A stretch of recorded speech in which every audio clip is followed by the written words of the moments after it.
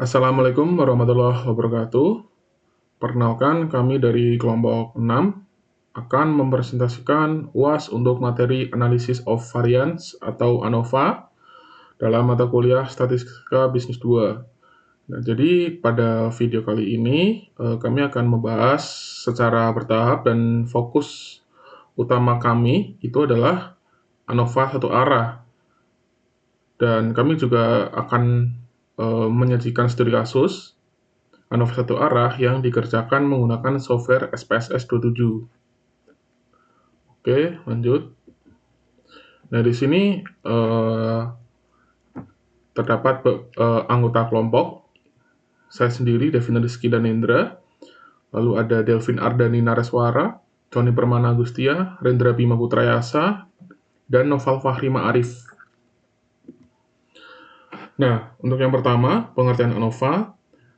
Jadi ANOVA itu adalah metode statistik inferensial untuk menguji apakah terdapat perbedaan rata-rata yang signifikan pada 3 kelompok atau lebih dengan membandingkan variasi antar kelompok dan dalam kelompok. Jika hasilnya signifikan, berarti setidaknya ada satu kelompok yang memiliki rata-rata berbeda. Next. Selanjutnya adalah manfaat ANOVA. ANOVA memiliki peran penting dalam penelitian. Karena apa? Karena yang pertama adalah membandingkan lebih dari 2 kelompok sekaligus tanpa meningkatkan resiko kesalahan tipe 1 seperti pada uji T berulang. Lalu yang kedua, mengidentifikasi adanya perbedaan signifikan secara keseluruhan antar kelompok.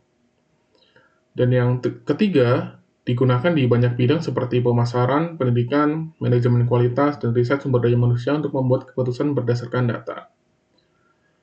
Selanjutnya ada kelebihan ANOVA. Yang pertama, mampu menganalisis lebih dari 2 rata-rata kelompok sekaligus. Sehingga apa? Sehingga efisien dan mengurangi resiko kesalahan. Lalu yang kedua, menggunakan satu statistik uji F untuk semua kelompok, sehingga sederhana dan sistematik.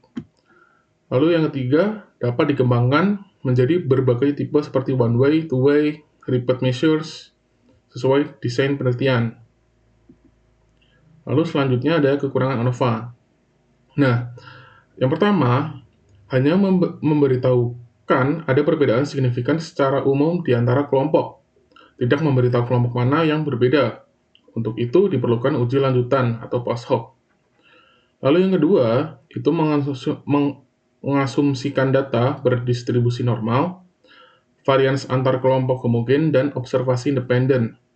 Jika asumsi tidak terpenuhi, maka apa hasilnya bisa bias. Dan yang terakhir, tidak cocok untuk variabel respon yang bersifat kualitatif atau tidak kontinu. Nah, selanjutnya, kapan sih kita menggunakan ANOVA? Nah, kita itu menggunakan ANOVA ketika kita ingin membandingkan rata-rata 3 atau lebih kelompok untuk satu variabel respon. Lalu yang kedua, variabel independen, kategorikal, dan memiliki lebih dari 3 level. Lalu yang ketiga, variabel dependen bersifat kuantitatif kontinu. Dan yang terakhir, asumsi statistik seperti normalitas dan homogenitas varians relatif terpenuhi. Nah, selanjutnya adalah analisis setelah ANOVA, yaitu post hoc. Setelah uji ANOVA menunjukkan hasil signifikan secara statistik. Nilai F signifikan, kita tidak tahu kelompok mana yang berbeda, hanya tahu bahwa ada perbedaan antara rata-rata kelompok, maka dilakukan uji post hoc untuk mengetahui pasangan kelompok mana yang berbeda secara signifikan. Nah, post hoc analysis adalah analisis lanjutan yang dilakukan setelah uji utama ANOVA untuk mengevaluasi perbedaan spesifik antar grup. Nah, di sini sebenarnya ANOVA itu yang berada di materi itu terbagi menjadi 3 ya. Ada one way ANOVA, ada random size complete block ANOVA, dan juga two factor ANOVA with replication. Nah, di sini saya akan menjelaskan sedikit terkait ketiganya. Nah, untuk yang pertama itu adalah one way ANOVA. Ini adalah ANOVA yang akan kita bahas, yang akan kita uji juga ya. Jadi ANOVA satu arah merupakan perluasan dari uji tes sampel independen. ANOVA satu arah rata-rata dibandingkan di antara 3 atau lebih kelompok independen. Nah, lalu selanjutnya ada random size complete block ANOVA. ANOVA RCBD itu adalah ANOVA yang digunakan untuk mengurangi kesalahan eksperimental dan meningkatkan presisi saat membandingkan perlakuan. Nah, lalu di bawahnya itu ada yang namanya uji Fisher List Significant Difference atau LSD. Jadi pengujian ini perbandingan berganda yang digunakan untuk mengidentifikasi pasangan rata-rata perlakuan spesifik mana yang secara signifikan ya hanya jika hasil keseluruhan ANOVA menunjukkan adanya perbedaan yang signifikan atau uji F perlakuan nyata. Nah, lalu yang selanjutnya, yang ketiga nih, ini ada two factor ANOVA with replication atau ANOVA dua faktor dengan replikasi. Nah, ANOVA dua arah ini merupakan perluasan dari ANOVA satu arah ya. Jadi kan kalau pada ANOVA satu arah hanya satu variabel independen yang digunakan. Sedangkan pada ANOVA dua arah adalah untuk memahami apakah ada hubungan antar dua variabel independen pada variabel dependen. Gitu, teman-teman. Oke, selanjutnya one way ANOVA. Nah, ini ANOVA yang akan kita bahas ya, yang juga akan kita uji juga. Jadi ANOVA satu arah adalah bentuk ANOVA yang digunakan untuk menguji pengaruh satu variabel bebas kategori terhadap satu variabel terikat kuantitatif dengan 3 kelompok atau lebih.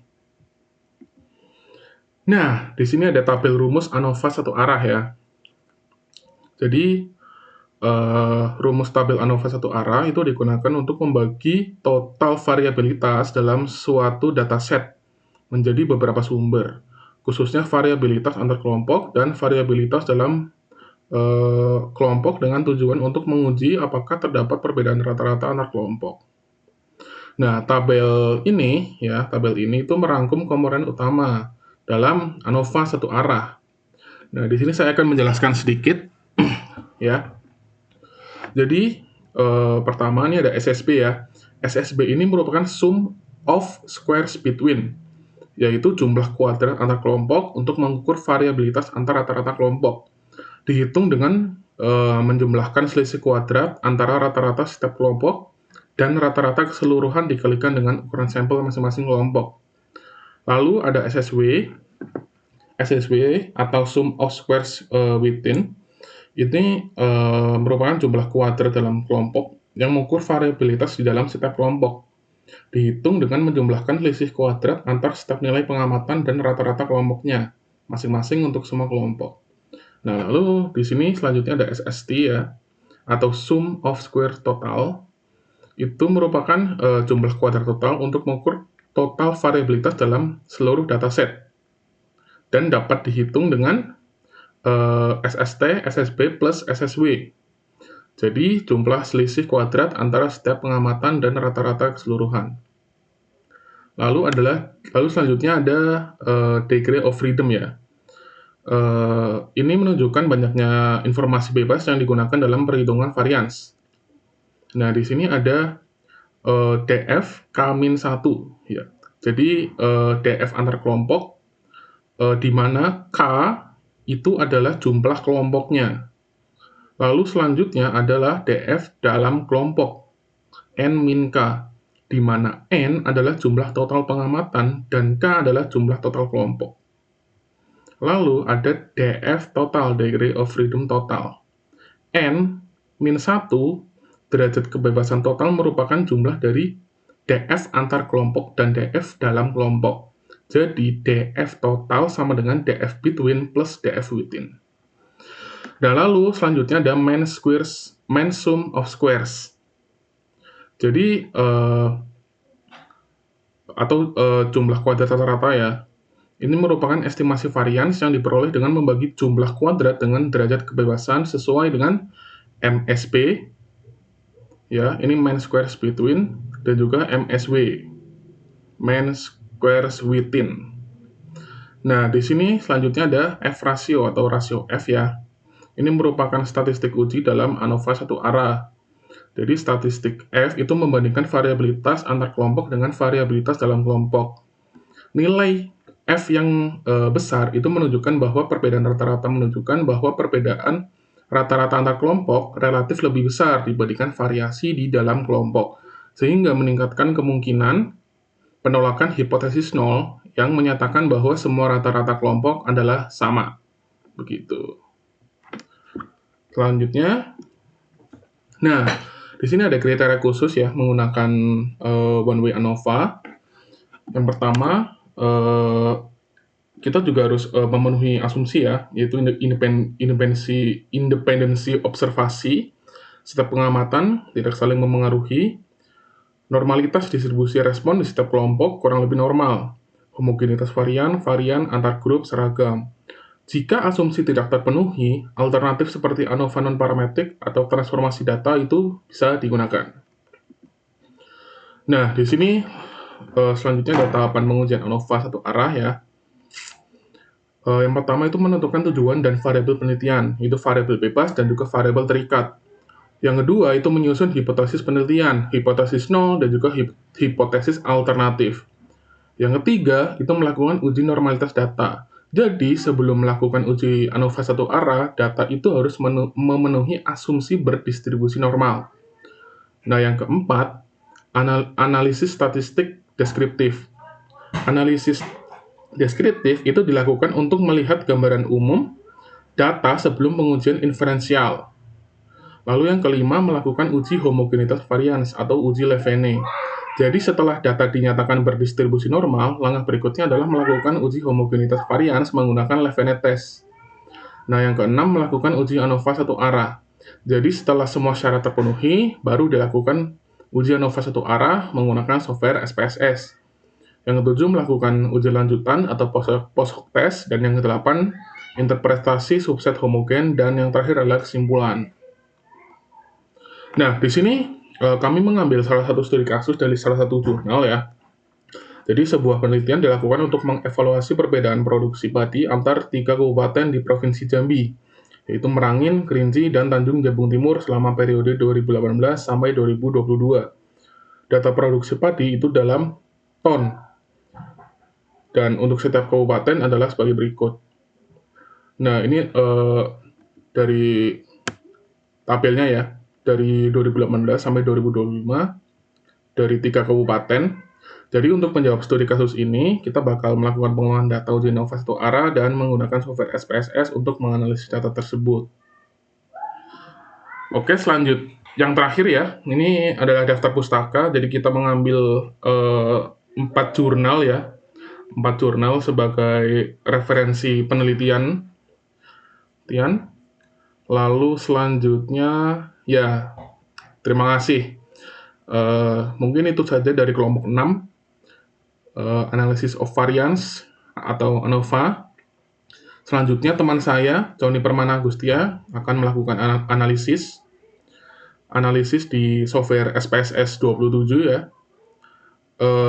Yang nantinya juga akan dibahas juga outputnya oleh teman saya juga yang bernama Delvin Ardani Nareswara dan juga Novel Fahri Ma'arif. Sementara untuk kesimpulan itu akan dibahas oleh Rendra Bima Putrayasa. Mungkin itu saja dari kelompok 6. Terima kasih. Wassalamualaikum warahmatullahi wabarakatuh. Assalamualaikum warahmatullahi wabarakatuh. Saya Sony Permana dan di sini saya akan melakukan uji tahapan analisis pada aplikasi SPSS ini seperti yang sudah ada di studi kasus pada PPT. Jadi yang pertama untuk variable view-nya ini ada kabupaten dan produksi. Dan untuk values-nya sendiri sudah saya setting seperti ini. Dan untuk measurement-nya nominal dan scale. Lalu pada data view, ini datanya sudah saya masukkan semua, teman-teman. Terus langsung saja untuk menampilkan outputnya, langsung ke analyze. Habis itu yang pertama ke descriptive statistik, lalu ke explore. Pada explore ini, produksi dimasukkan kepada dependent list dan faktor list kabupaten. Lalu pada statistiknya itu yang dicentang deskriptif. Lalu plotsnya itu seperti ini, ada faktor lever together, stem and leaf, normality plots, fit test, dan none. Ini udah cuma 2 ini. Lalu masuk ke yang compare means, lalu one way ANOVA. Nah di one way ANOVA dependent listnya itu produksi dan faktornya itu kabupaten. Sini ada untuk di posok yang dicentang itu ada 2K, Lalu use the same significant level alpha as getting an option. Lalu untuk optionnya di sini yang dicentang deskriptif, homogeneity variancy test, dan exclude case analysis by analysis. Untuk di bootstrap juga tidak ada. Cuman itu, lalu akan muncul outputnya seperti ini. Dan outputnya akan dijelaskan oleh Delvin dan Nopal. Terima kasih. Oke, baik. Perkenalkan, saya Nopal Farim Arif. Saya akan menjelaskan output yang telah diproses oleh rekan saya sebelumnya. Saya akan memfokuskan penjelasan pada one way. Nah, pada one way kali ini ada satu pertanyaan besar, yaitu apakah terdapat perbedaan rata-rata produksi padi antar kabupatennya? Kita bisa melihat pada statistik deskriptif, kita mempunyai 3 kabupaten, yaitu Kabupaten Merangin, Kerinci, dan Tanjung Jabung Timur, yang mana mereka memiliki nilai N yang sama, yaitu 5 dan 5. Nah, pada statistik deskriptif ini kita bisa melihat bahwa Kabupaten Merangin memiliki rata-rata produksi sebesar 28,87 ton. Kemudian Kabupaten Kerinci sebesar 96,41 ton. Kabupaten Jabung Timur memiliki rata-rata produksi sebesar 43,97 ton. Nah, dari statistik deskriptif ini kita bisa melihat bahwa adanya perbedaan rata-rata produksi padi antara kabupatennya. Nah, kemudian kita bisa lihat nih bahwa Kabupaten Kerinci itu mendominasi, yaitu sebesar 96,41 ton dibandingkan 2 kabupaten sebelumnya, yaitu Merangin dan Tanjung Jabung Timur. Nah, yang paling kecil yaitu 28,83 yaitu Kabupaten Merangin. Nah, kemudian pada test of homogeneity of variance, pada Levens statistik based on mean-nya, pada nilai sig itu memiliki nilai signifikasinya yaitu 0,010, yang mana 0,010 itu lebih kecil dibandingkan 0,05. Karena lebih kecil, maka varians antar kelompok itu tidak homogen. Kemudian pada ANOVA kita melihat nilai F yaitu sebesar 34,549, dan nilai signifikasinya itu kurang dari 0,01. Nah, karena 0,01 ini itu lebih kecil dari 0,05, maka H0 ditolak. Nah, karena ditolak, bisa disimpulkan bahwa terdapat yang signifikan pada rata-rata produksi padi antar kabupatennya, yaitu Kabupaten Merangin, Kabupaten Kerinci, dan Kabupaten Jabung Timur. Terima kasih. Pada bagian ini tuh akan menjelaskan hasil analisis data produksi berdasarkan kabupaten menggunakan uji ANOVA dan uji lanjut Tukey HD. Nah, yang pertama itu kita akan melihat uji homogeneity of variance-nya. Nah, berdasarkan hasil based on mean itu memperoleh signifikasi sebesar 0,010 yang lebih kecil dari 0,05. Hal ini menunjukkan bahwa varians data produksi itu antar kabupatennya tidak homogen, sehingga terdapat perbedaan keragaman antar data kelompok. Selanjutnya itu kita akan melakukan uji perbandingan berganda Tukey HD untuk mengetahui pasangan kabupaten mana yang memiliki perbedaan produksi yang signifikasi. Hasilnya itu menunjukkan produksi Kabupaten Merangin berada signifikan dengan Kabupaten Kerinci dengan selisih rata-rata sebesar 67,53 selanjutnya itu dengan nilai signifikasi kurang dari 0,01. Selain itu juga pada Kabupaten Kerinci berbeda signifikasinya dengan Kabupaten Tanjung Jabung Timur. Dengan Kabupaten Tanjung Timur itu selisih rata-ratanya sebesar 52,437 dengan taraf signifikasinya kurang dari 0,01. Namun perbandingan antar Kabupaten Merangin dan Kabupaten Tanjung Jabung Timur ini tidak menunjukkan perbedaan yang signifikan karena nilai signifikasinya sebesar 0,021 yang lebih besar dari 0,05. Dapat disimpulkan juga bahwa Kabupaten Kerinci memiliki tingkat produksi secara signifikan dengan tingkat produksi berbeda juga dengan 2 kabupaten lainnya, sedangkan produksi antar Merangin dan Tanjung Jabung Timur itu relatif tidak berbeda secara statistiknya. Berdasarkan hasil analisis data produksi padi di Provinsi Jambi pada periode 2018 sampai dengan 2022 dengan menggunakan uji ANOVA satu arah atau disebut dengan on-way ANOVA, dapat disimpulkan bahwa terdapat signifikasi antara Kabupaten Merangin, Kabupaten Kerinci, dan Kabupaten Tanjung Jabung Timur. Hal ini dibuktikan oleh nilai signifikasi uji ANOVA sebesar 0,001, 0,05, sehingga hipotesis 0H0 ditolak dan hipotesis alternatif H1 diterima. Hasil analisis deskriptif menunjukkan bahwa Kabupaten Kerinci memiliki rata-rata produksi padi tertinggi dibandingkan 2 kabupaten lainnya, yaitu sebesar 96.420 ton GKG, sementara Kabupaten Tanjung Jabung Timur dan Kabupaten Merangin masing-masing memiliki rata-rata produksi padi sebesar 43.972 0,0 ton GKG dan 28.873,20 ton GKG.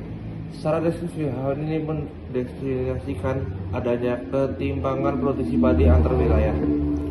Berdasarkan hasil uji POS HOC Turki HSD, diketahui bahwa perbedaan rata-rata produksi padi antara Kabupaten Kerinci dengan Kabupaten Merangin serta Kabupaten Tanjung Jabung Timur bersifat signifikan. Sebaiknya tidak terdapat perbedaan rata-rata produksi padi yang signifikan antara Kabupaten Merangin dan Kabupaten Tanjung Jabung Timur, yang menunjukkan bahwa kedua kabupaten tersebut berada pada kelompok subset yang sama dalam hal tingkat produksi padi. Dengan demikian dapat disimpulkan bahwa Kabupaten Kerinci merupakan faktor utama yang menyebabkan adanya perbedaan signifikasi dalam produksi padi di Provinsi Jambi selama periode penelitian. Sedangkan Kabupaten Merangin dan Kabupaten Tanjung Jabung Timur memiliki tingkat produksi padi yang relatif setara. Hasil penelitian ini menunjukkan bahwa produksi padi di antar wilayah di Provinsi Jambi tidak merata dan dipengaruhi oleh karakter masing-masing kabupaten. Oke, terima kasih.